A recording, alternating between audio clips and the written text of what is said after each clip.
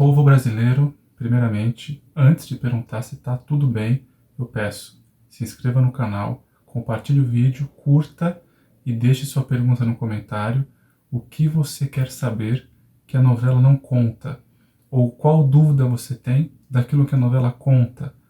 Do que você tem dúvida sobre o contexto geral, sobre o Dom Pedro II, sobre os políticos, sobre aquele momento, pergunte tudo aí. E os próximos vídeos sobre a novela a gente vai comentando sobre esse tema. É claro que eu não sou um comentador oficial da novela, porque, primeiro, eu não assisto todos os dias, e também eu não sou o maior especialista na vida privada do imperador, das princesas e da imperatriz. Vocês já devem saber que o Paulo Rizzuti tem um canal, todo dia à noite depois da novela ele entra ao vivo para falar sobre o capítulo do dia. Mas aqui você encontra um contexto geral, talvez um pouco mais voltado para a política, para a questão que envolvia muito fortemente o imperador Dom Pedro II, que a novela não conta, que é justamente o ambiente ali político daquele momento. Lembrando, estávamos em 1856, portanto, o que eu vou falar a partir de agora, hoje nesse vídeo, é para você entender o quanto a novela está queimando a largada, se precipitando, está, digamos assim, no ano errado.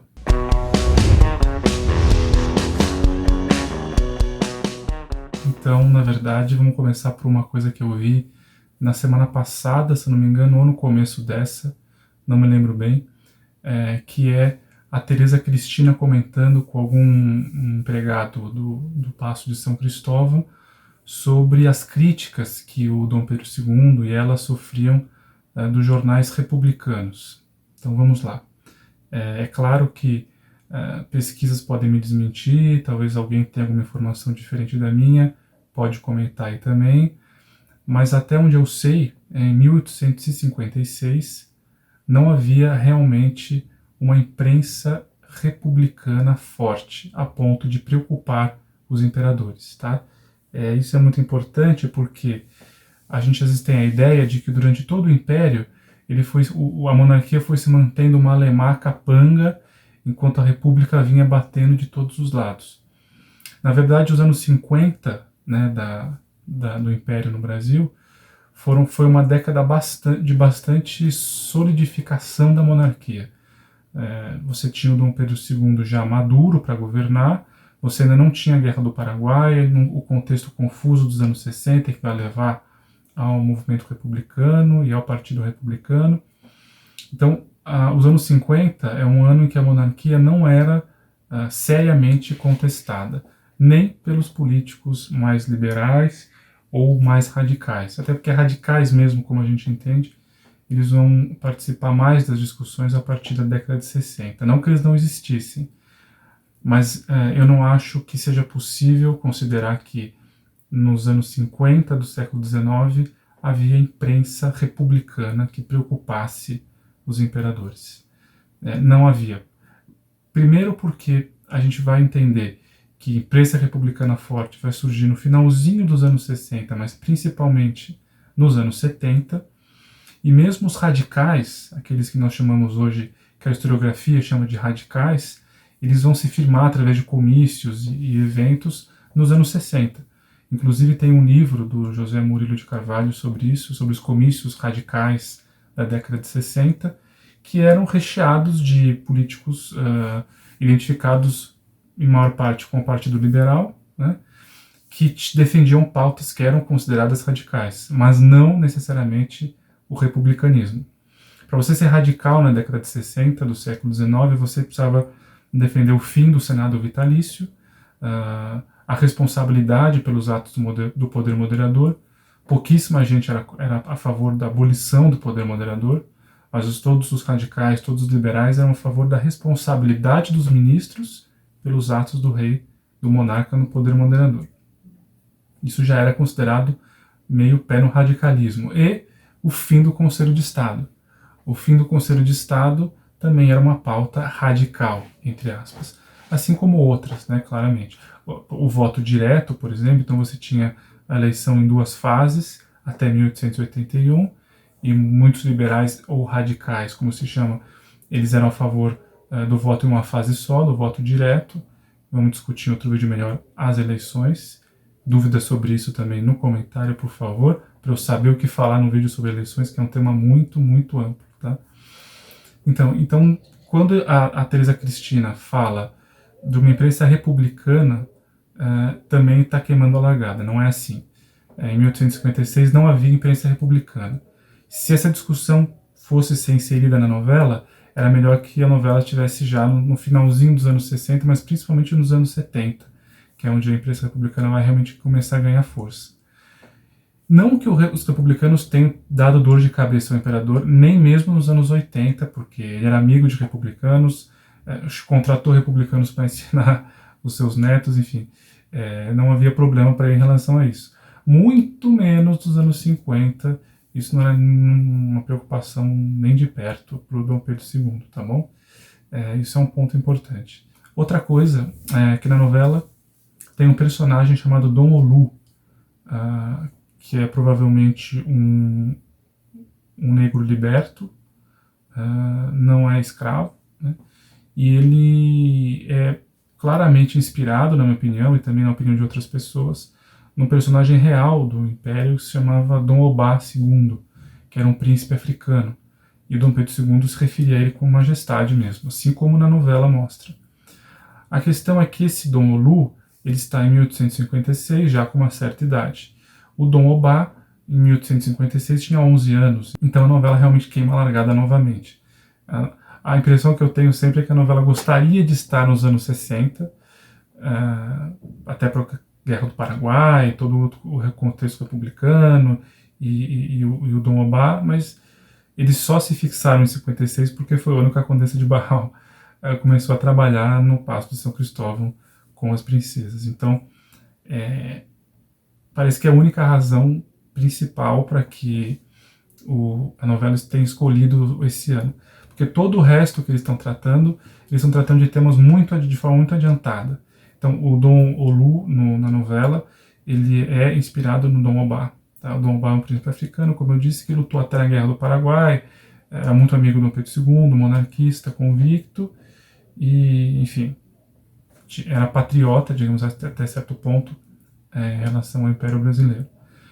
Mas o interessante é que ele tem um diálogo com a mulher dele, em que ele fala que a abolição da escravidão não é o suficiente. O que vai acontecer com os negros assim que forem libertos? E ele mesmo diz, é preciso que os negros tenham a posse da terra. Ou seja, é preciso que os ex-escravizados, depois da abolição, tenham acesso à propriedade territorial. Isso, de novo, é uma ideia que nos anos de 1850 não era algo discutido. Sequer a abolição da escravidão era algo discutido. Você tinha, há 6 anos antes, em 1850, acabado com o tráfico de escravos, que já tinha sido, na visão de muitos, algo radical. Né? Muita gente enriquecia demais traficando escravos, e o fim do tráfico foi mal visto por muitas pessoas. Então, imagine então falar sobre a abolição da escravidão, sobre a propriedade territorial nos anos 50. Então, mais uma vez, eles estão tratando de um tema que viria mais a calhar no final dos anos 60 em diante. Mas, como eu disse, a Condessa de Barral conheceu Dom Pedro II em 1856, então tá aí o motivo. Mas o mais interessante é que essa ideia da propriedade territorial é uma ideia que, como você vai ver num vídeo que a gente já fez no canal, chamado André Rebouças, né, o homem que acabou com a escravidão. Essa ideia, ela é do André Rebouças, justamente. O André Rebouças foi um personagem fundamental para a abolição da escravidão.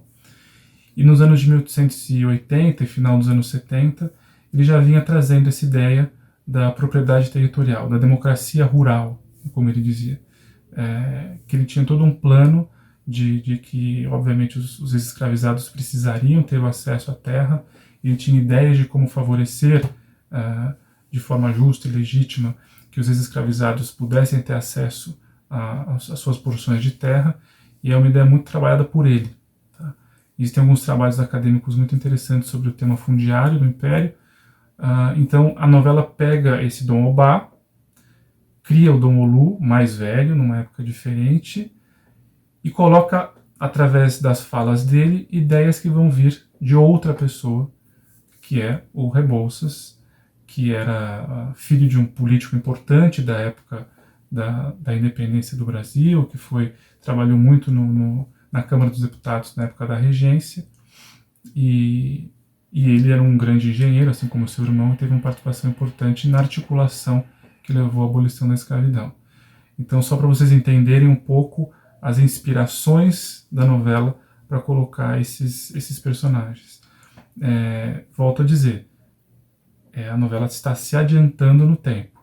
Ela retrata os anos 50 como se ela estivesse nos anos 70. Tá? Isso é importante dizer.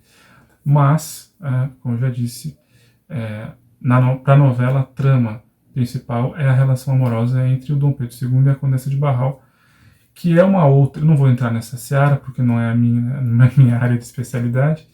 Eu nunca entrei em contato com cartas pessoais, Dom Pedro II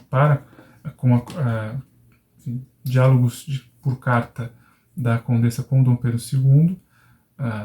Há historiadores que garantem que eles tiveram caso, outros dizem que não, que talvez não. O fato é, eles se gostavam muito, havia um carinho recíproco muito forte, os trechos de carta que hoje lhe mostram isso, mas a novela, obviamente, está levando isso à enésima potência e tratando isso como uma trama principal. Então tudo gira em torno disso.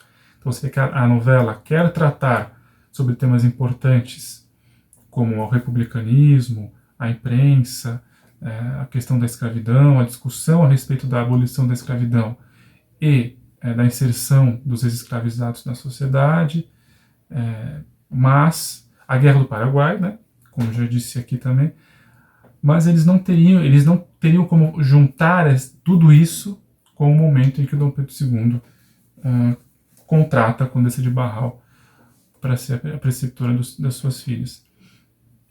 Então a gente vê aí que provavelmente o roteirista da novela teve que se ver com um certo dilema, porque todos os temas importantes que eles querem tratar, eles estão tratando de forma muito adiantada. Tá? E aí, bom, mais uma crítica à novela, que também não é da minha seara, mas eu gostaria de comentar aqui, que a novela trata o Dom Pedro II e a Condessa de Barral como um casal contemporâneo.